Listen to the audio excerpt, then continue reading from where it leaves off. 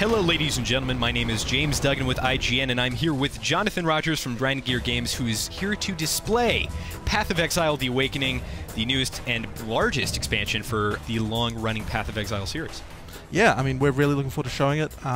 We've worked on this expansion for nearly 2 years. All the time while we were making our other expansions, we had an extra team working on this one. So we're very excited. That's super fascinating, and as somebody who is actually a huge fan of this game, I'm very excited to jump back in and actually check out Act 4, which is kind of the headline feature of this, but there is a lot more than just additional game content. So for those of us who haven't necessarily played Path of Exile, or maybe it's been a while since we played Path of Exile, can you just kind of refamiliarize us with what makes it such a unique action RPG experience? So with Path of Exile, we've always really been pushing a lot for character customization. So the skill system is basically done with gems, where you get these items and you socket them into your weapons and armors, and that allows you to cast the skills that you have. So for example, that one there was Heavy Strike, which is the skill here. We have other skills like this one here, which is Ground Slam.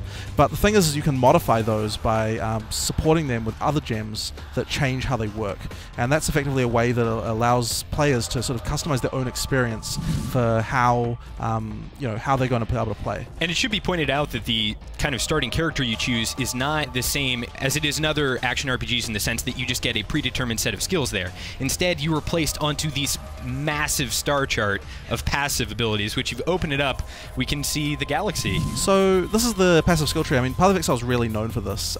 Basically, it's a giant skill tree. All the classes start in different locations. So for example, here we have the Marauder, which is who I started with. Up here you'll find the Witch, for example. And while all the classes start in different locations, they can still like move and take the passives from other classes. So that sort of level of ability to not be fixed into just some fixed set of classes like you might be in another game is something that we've always been really keen on. Yeah, and it's certainly paid off. I mean, the build diversity in this game compared to some other action RPGs is absolutely mind-boggling. Just you guys have done a very long-running series of builds of the week for how many weeks now? Oh, many. We actually have like seasons of that, and we which tend to be sort of like 10 episodes or so each. And we just love showcasing what the community has built.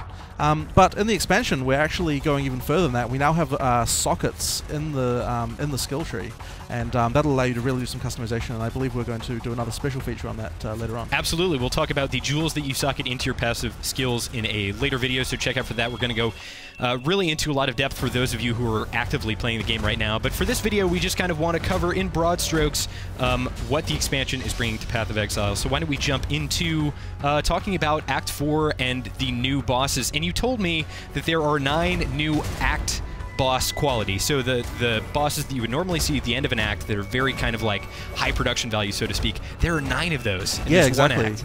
Well, we really wanted to make sure that we had even more in-game content than usual in this expansion. Normally each act has one like really high quality boss that has lots of skills. In this act, we have 9 of them, and what they tend to be is they tend to be characters from the history of Rayclass. So a lot of people who are into the lore of the game will recognize those characters. For example, there's Kaum, who's a very, very famous character in the history of this game. Things like that the existing players will recognize. We're hoping that's going to be a lot of fun. And there are quite a few new areas. Are we demoing one right now? Absolutely. So this here is the mines. It's one of the early areas, and I'd like to show you a couple more. So I might just switch over to a different character here. Sure, please be my guest. And maybe we'll do the ranger. The ranger is, of course, the dexterity character. Absolutely, yes. And very common to use bows. So actually, I'm just going to use a cheat here because I don't actually have a way to get to the... oh my god, cheats in Path of Exile. Sorry.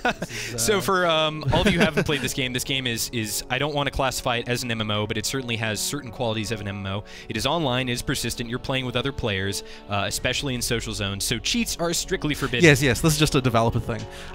So this here is a new area that we've kind of got a bit of an interesting story in the 4th act of Path of Exile, where there's this sort of ancient beast under the mountain. It has the ability to manifest the dreams of people who it's sort of eaten the souls of. So that's getting a little bit deep into the lore, but basically these sort of areas sounds pretty metal a reflection of people. So this one here, there's a guy called Duresso who's kind of a famous duelist, and he's sort of into pit fighting and so on. So this area is sort of a reflection of his psyche, if you will. So there's like cockerels, because there's like cockfights and so on, and then you'll also find things like gladiatorial arenas and so on. You know, there's just a ton of stuff, you know, as much as we can fit around that theme.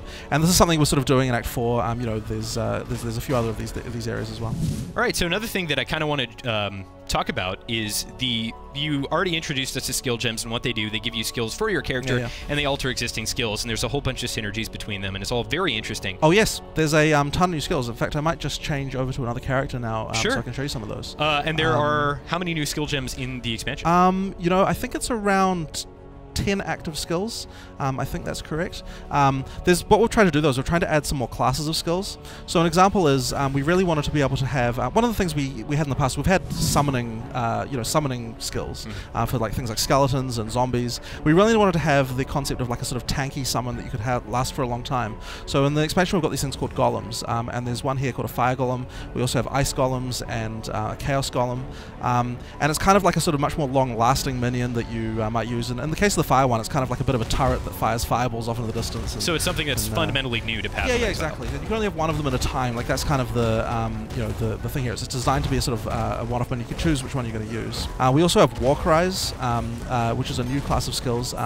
They work better the more enemies are around you. So I'll just get into a large group here. When you use this war cry, any enemies around you, when you kill them, they'll explode.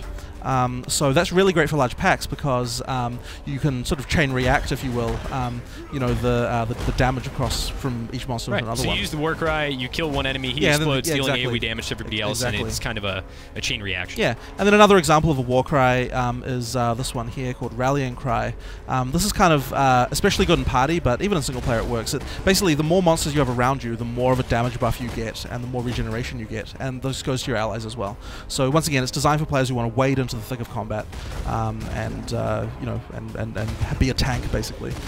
So you know, this is part of our attention towards melee combat. Like you know, we really wanted to make sure that melee is getting a lot of attention since you know, recently range has been a bit more popular.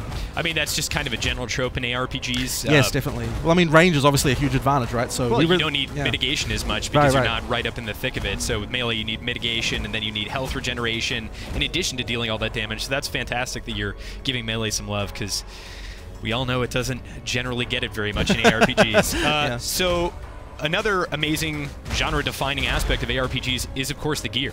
Yes. So how much does gear play a factor in Path of Exile, and what have you done in the new expansion? Since we're an action RPG, it's a really massive deal, and in this expansion we're really trying to go even beyond what we've done before. So there are a lot of unique items in the game that do very specific things. In the expansion we really wanted to be able to push even further than that and come up with uniques that totally change how your character plays. So for example, I'm going to go back to this ranger. You saw me playing that earlier. And now I'm going to show you a different way the ranger can play that entirely comes from a unique that she gets. So we've got this bow here called Null's Inclination. And the very bottom mod there, cast socketed minion spells on kill with this weapon. Okay. So basically it says that, okay, inside this weapon I've got like Raise Zombie, and I've got Summon Skeletons, and I've got a couple of copies of Summon Raging Spirit. When I kill monsters, will actually cast those spells that are socketed into that thing and allow me to get minions essentially for free. So I kill some guys here. Yeah, without no, I think it does actually cost mana, but you know, you don't have to actually pay the price of having to spend time doing it. So basically, as I kill monsters, I'm getting minions, and they effectively act as a kind of meat shield in front of me. Cool. And you know, that's something where like we've never had the concept of a like summoning ranger before, right? Like this just wasn't a thing in our game, and so adding that unique effectively adds a whole new build that couldn't have existed before. And now that we've got this new ability to socket items into the passive skill tree, it also means that, like, you know, normally if I was a ranger I wouldn't be able to you know, augment my minions, but now that we've got socketable items in the skill tree, I can take this minion jewel, socket it in there. This one's +2 maximum number of skeletons, and that allows me to effectively become the like summoning ranger that I always wanted to be. So there's synergies in the gear, there's synergy in the skill gems, there's synergy in the jewels that you put into the synergies in your passive system. So basically you have this extremely deep character customization experience to absolutely play the game the way you want to. Yeah. And of course, when you've completed one build, you can play that character, but you can also create new characters and try out different interesting builds. Yeah, I mean, there's a reason we give you 24 character slots by default. That is, you know, quite a few. People use all of them. It's surprising to see. So another bullet point in the expansion of Path of Exile: The Awakening is something classified as, quote, the complete rebalance. So can you tell me a bit about what that is? So basically, because we're changing so much of the game and adding so many systems, we basically say, look, if we're going to make changes that the game needs for the long term, now is the time to do it. You know, we're going to make a whole pile of changes all in one go. And the real focus of that is there have been like minor design decisions in the past that have kind of been holding us back, and we wanted to fix some of those. You know, things like the way that life leech works, and lots of little minutiae like that. And they don't sound like they make a big difference, but it affects the content that we can add to the game. So we really needed to work on that. And you know, so we've made sure that like from level 1, the entire game has been rebalanced. It's a lot smoother for new players. You know, your skills have been moved around what level you get them at. The support gem system has been moved earlier into the game, so you get to experience that as a new player sooner.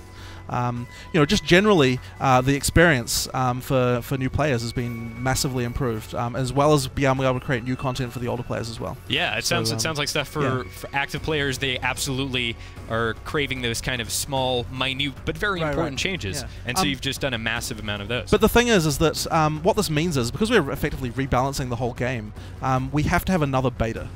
So I mean, it's a little bit rare for games to go into beta twice, but this is actually very necessary in this case, because we're changing so much. You know, the new passive socketable system and like the complete rebalance. It basically just means, you know, we're going to have another beta for the game.